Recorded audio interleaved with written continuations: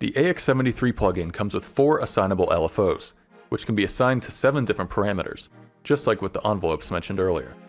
You can choose from 8 different LFO shapes, including random, which is a fun one. And you can change their speeds using the rate dial. If you want the LFO's rate to be synced to your project's tempo, make sure the sync button is turned on. Just like with the envelopes, you can invert the shape of the LFO's waveform with the invert button.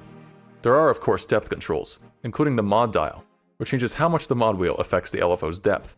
Just like with the envelopes panel, you can have the velocity affect the modulation depth, you can determine which oscillators are affected by the LFO, and you can change the LFO's retrigger behavior.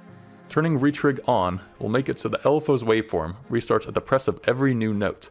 Setting it to legato will make it so when a series of notes are played, the LFO's cycle will begin on the first and play continuously without stopping until there's a break in the playing. When set to poly, playing a note will begin its own LFO independent of the other notes. The step control samples the LFO's waveform at various points in its cycle. When turned up, you can add steps or jitters to the LFO. You can also have the LFO act as an envelope by disabling the loop button.